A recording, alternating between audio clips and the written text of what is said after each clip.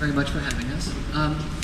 I thought that a good way to start, but they only asked us to kind of do a few minutes of kind of conversation, so we're not talking heads up here too long, and then open it up to questions. So I thought that Ronnie said a good place to start would be a conversation of nonprofits and kind of the language that's being used, especially in the articles being written about nonprofits and boards and trustees and the AG's office. And so I thought it would be a good place to at least give a kind of a primer on how nonprofits get to be, who gets to be one, the issues around kind of restrictive gifts, and the language of some of the words like moral rights and some of the stuff that's been written about. So I thought that would be a good way to start. The mic pickup is the closer you can hold it to your mouth. Okay. Okay. Yeah. Got better? Okay, sorry. Okay. I got thumbs up in the back. I like that. It's closest. All right. Is this good? Yes. Okay. All right, good. All right, so how does it happen? Why would anybody in their right mind want to start a nonprofit?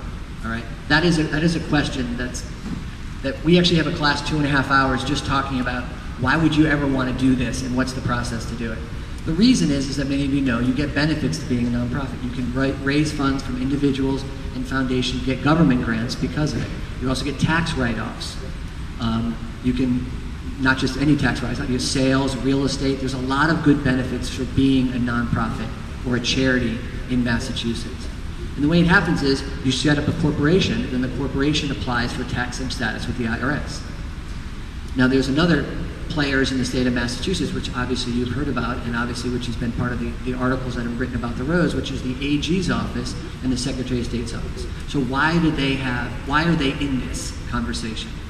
And the reason they're in this conversation is because, in a sense, public charities, as they're called, are owned by the public.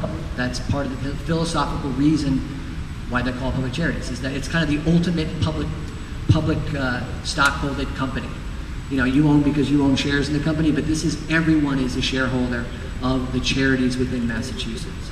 And that's why the government, the AG's office, Division of Public Charities, is the overseers of the public charities in Massachusetts. So every charity has to submit forms once a year, a PC form. You have tax filings, you have reports, you have to update them on your board of directors. They're the overseer of this. That's why, obviously, they're in play here, because they represent the interest of all of us for all the charities, not just necessarily a museum. The other piece is, in order to become a charity, you have to follow 3 very kind of strict requirements. Your mission has to qualify as a mission that would be supported by the federal government to give you this exception. And the mission could be scientific, cultural, educational. All those are viable reasons to get a charitable status. The other is you cannot do political activity, and any profits you receive must go back into the organization to forward the mission of the organization. It's all about mission when it comes to charities. You got this special benefit to receive tax-exempt dollars, and in order to keep it, you have to make sure you do those 3 things. And really, those are the main 3 things that you can't run afoul of. And if you do, there's all kinds of penalties and all kinds of stuff that happens to you. And it's the AG's office that is the overseer of this public interest that we call public charities. So I thought it was a good kind of start there, so we're all kind of using the same vocabulary and why these different players are participating in this conversation. The other thing is the next kind of phase of this conversation is the idea of gifts and how do gifts work for charities. And in the articles that were written about the museum, there's a lot of issues around kind of restricted gifts and what does that mean. And so again, I thought it would be a good opportunity to kind of talk about this idea of restrictive gifts. The idea of the restricted gift is you can kind of have the long arm from the grave to say exactly how you want your property to be used or distributed or enjoyed after your death. And in some ways, that is a key element to the issues here in any museum or any charity. As they receive the gift comes with potentially constrictions. It comes with obligations.